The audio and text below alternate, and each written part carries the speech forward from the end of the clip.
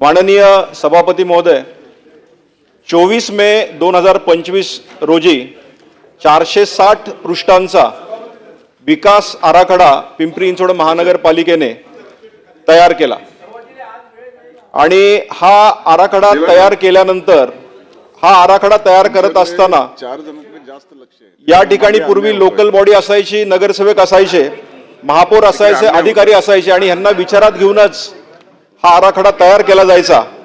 परंतु मला असं वाटतं की प्रशासक राजवटीमध्ये अत्यंत हव्यासापोटी हा विकास आराखडा तयार केलेला आहे आणि या विकास आराखड्याला ज्यावेळेस हरकती मागवल्या गेल्या, कालपर्यंत 30,000 पेक्षा जास्त हरकती या विकास आराखड्याला आलेल्या आहेत।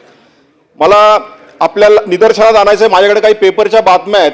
आजपर्यंत अनेक लोकांनी या विषयात आंदोलन केले। कालच पिंपरी चिंचवड शहरामध्ये हा विकास आराखडा रद्द करा म्हणून मोठं 5,000 लोकांचं आंदोलन त्या ठिकाणी सोसायट्यांमधली लोक त्या ठिकाणी रस्त्यावर उतरलेली आहेत।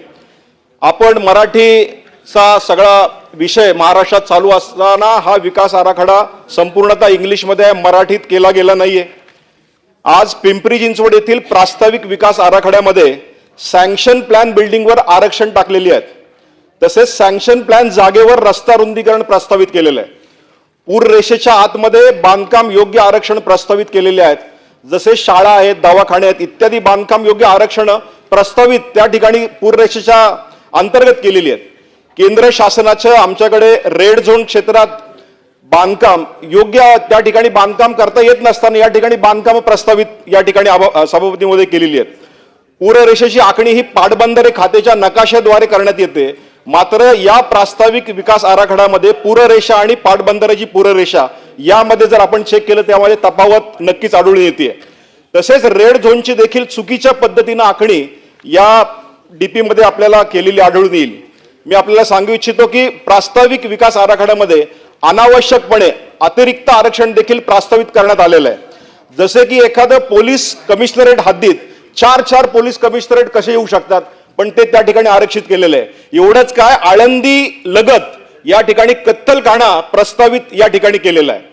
मी पिंपरी विधानसभा क्षेत्रामध्ये डॉक्टर बाबासाहेब आंबेडकर यांच्या पुतळा त्या ठिकाणी स्मारक आहे, त्या ठिकाणी मोठी जयंती त्या ठिकाणी होते, महात्मा फुलेंचा त्या ठिकाणी स्मारक आहे, पण त्या आरक्षित जागेवर त्या ठिकाणी याच क्षेत्रावर पोलीस स्टेशन, मनपा उपयोग, बस टर्मिनल्स इत्यादी प्रस्तावित केले। त्यामुळे या ठिकाणी आंबेडकरी जनतेमध्ये अत्यंत असंतोषाची भावना निर्माण झालेली आहे।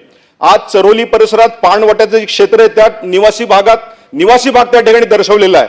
प्रस्ताविक विकास आराखड्यामध्ये खोट्या पद्धतीनं घरे टाकून टेकड्यांच्या क्षेत्राला निवासी भाग दाखवलेला आहे, ही सगळ्यात मोठी चूक या ठिकाणी केलेली आहे। मला या ठिकाणी निदर्शनास आणायचं आहे, चिंचवड भागातील आज link road survey number 260 BG दफनभूमी या ठिकाणी अनेक दफनभूमी आधीच असताना या ठिकाणी दफनभूमी दाखवली गेली आहे। आकुर्डी रामनगर येथील श्रीराम मंदिर पूर्णपणे त्या ठिकाणी घरं असताना ते बाधित झाले, त्या ठिकाणी रस्ता प्रोव्हिजन दाखवलेला आहे। आज अनेक भागात म्हणजे पिंपरी, आकुर्डी, वाल्लेकरवाडी, वाकड, थेरगाव, चरोली, वडमुखवाडी या भागातून अनेक आंदोलनं या ठिकाणी होत आहेत। 30,000हून जास्त हरकती या ठिकाणी नोंदवलेल्या गेल्या आहेत आणि एकीकडे पक्क्या घरांवर असलेली 120 आरक्षणे वगळण्यात आली आहेत व दुसरीकडे पक्क्या घरावर नव्यानं आरक्षण प्रस्तावित करण्यात आलेली आहे।